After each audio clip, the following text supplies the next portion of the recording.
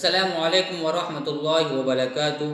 ناظرین، آپ دیکھ رہے تہذیب البیان میں آپ کا میزبان مولوی مجاہد۔ آج کی خبر اتر پردیش کے گورکھپور شہر سے ہے۔ اتر پردیش جو جنگل راج ہے، جہاں پر چور، ڈاکہ ڈکیتی، ریپ، موم لنچنگ جیسے معاملے سب سے پہلے دیکھنے کو ملتے ہیں۔ واضح رہے کہ گورکھپور سلسلہ وار بم دھماکے میں ملزم مولانا طارق قاسمی کو عمر قید کی سزا سنائی گئی، مگر جمعیت علماء ہند مولانا ارشد مدنی کے قانونی کمیٹی کے سربراہ محترم گلزار اعظمی نے اس فیصلے کو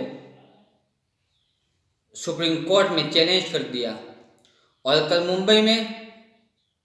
بروز منگل ممبئی میں مولانا ارشد مدنی یعنی جمعیت علماء مہاراشٹر مولانا ارشد مدنی کے قانونی کمیٹی کے سربراہ محترم گلزار اعظمی نے کہا کہ 2007 بم دھماکے میں ملزم مولانا طارق قاسمی کو عمر قید کی سزا سنائی گئی، جس کا ہمیں بہت رنج اور افسوس ہے۔ انہوں نے کہا کہ ہم اس سیشل عدالت کے فیصلے کو جلد از جلد ہائی کورٹ میں چیلنج کریں گے۔ انہوں نے کل ٹیلی فون سے مولانا طارق قاسمی کے لواحقین کو تسلی دی اور ان کے خسر مولانا اسلم صاحب کو ٹیلی فون سے بات کرتے ہوئے کہا، ان کو یقین دلایا کہ ہم جلد از جلد گورکھپور کے سیشل عدالت کے اس فیصلے کو ہائی کورٹ میں چیلنج کریں گے۔